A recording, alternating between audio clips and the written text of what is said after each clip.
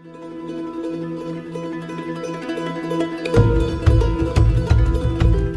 No More, the Voices of Refugee and Asylum-Seeking Women is a user-led research project which is aimed at increasing gender sensitivity and asylum process.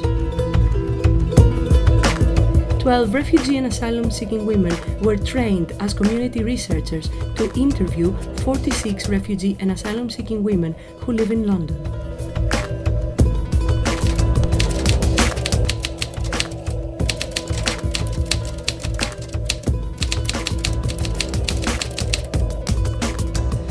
What is unique about our project is the fact that it is user-led. So the key research findings identified by the women themselves are used as the basis for a training program for practitioners who work with this particularly vulnerable group. Our research has highlighted that refugee and asylum-seeking women experience particular problems with health and legal service provision. And given their immigration status, these are the services which make the biggest difference to their asylum claim itself. So they are particularly crucial when it comes to the whole experience of living in the UK. The key research findings of the project include the importance of building trustful relationships between refugee and asylum-seeking women and practitioners, the importance of time in those appointments, especially when it comes to health and legal service providers. Also the importance of gender. Some women do not feel comfortable with male practitioners due to sensitive nature of their experiences. And last but not least, the importance of human rights principles such as fairness, dignity, and equality.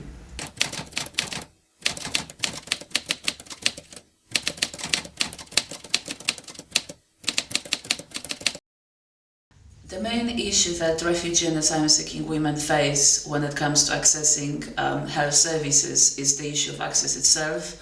Quite often there are problems with registering at the GP practice.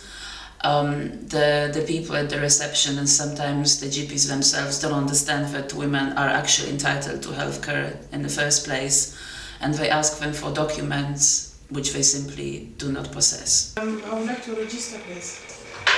Okay. Do you have passport? I'm an asylum seeker in this country. I don't have a passport yet. So that's the problem, you don't have passport. So you can register.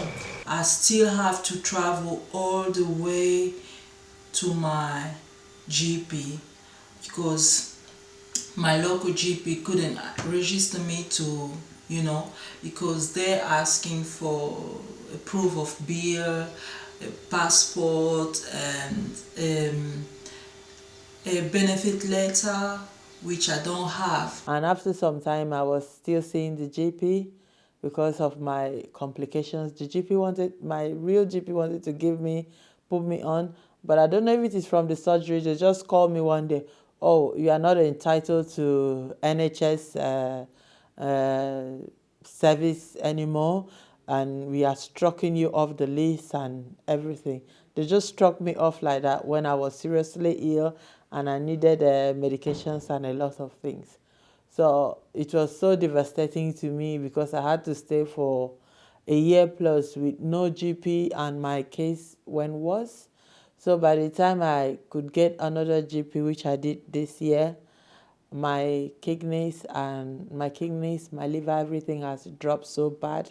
So most of the time, the GPs, once they know that you have maybe any paper problem here, the way you are treated is quite different.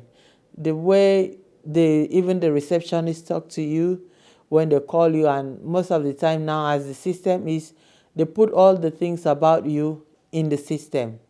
So anybody that goes and you call, your name comes up, they see everything about you, and it's quite embarrassing. That one is something that should be looked into because asylum seekers and refugees are not really treated as, at times you're being treated as if you're not human. You are less human than any other person. Another problem that refugee and asylum-seeking women have described is consistency of GP care. The fact that they often have to change their address, and every time they change their address they move to another GP, and they have to recount their often very traumatic stories once again, and they find it extremely difficult, and they also feel they are not able to build trustful relationship with a new GP all over again. You have to be able to trust your GP. So for that, it doesn't mean that it has to be many of them, to see many of them or changing them all the time. So you have to have like a GP that can see you almost every time that you have an appointment. So yeah.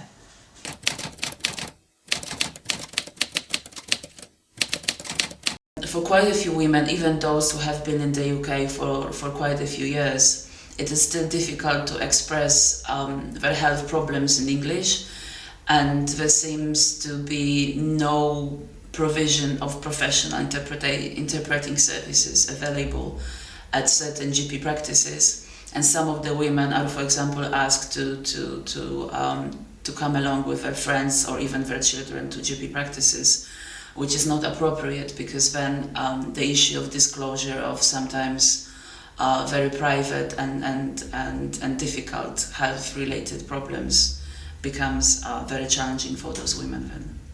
How can I help you today? Yes, I have a patient who's French speaking, so I will interpret. Donc, qu'est-ce qui se passe? Quel est votre problème? Le problème avec moi, c'est que depuis que je suis ici, The first time I went to the GP to see my GP to talk about my gynecological problem, because I wasn't speaking the language properly, it's gonna advise an interpreter. I had that interpreter over the phone, and everything that I was saying is not translating exactly, and the doctor was saying that, oh, so I had a fibrosis. After that, the interpreter finished saying whatever he wanted to say to the doctor, and I said, no, the interpreter didn't translate exactly. I'm not suffering for anything else. I think it's a fibrosis, but it's not like the thing they think is cancer or something that I need to go to do a scan or biopsy. So I was really, really shocked.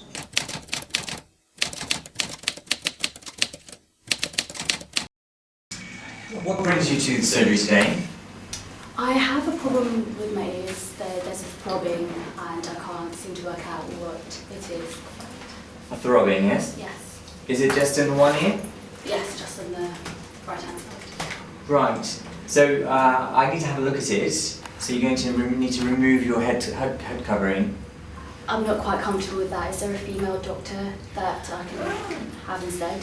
regarding the gender, I'll just go for, and I think it's a little bit hard when you is an opposite gender, like a GP who's an opposite gender to you. It can come across a bit intimidating and also like embarrassing sometimes to explain everything. And also, from what I understood, she is experiencing some health problems as a female, as a woman. So can she be more specific what those problems may be? Quels problèmes vous avez avec des choses? Le problème c'est que quand j'étais en mon pays là-bas, j'ai été violée. Oui, j'ai été violée. Depuis là, ça m'a rendu un peu... c'était un peu difficile pour moi, vraiment. C'est une chose que je ne peux pas jamais oublier. Well, the problem is that she was raped back home. You know, it happens in Congo all the time. If you're a victim of abuse or raped, things like that, but you don't really want to say those kind of things to a male GP, you know.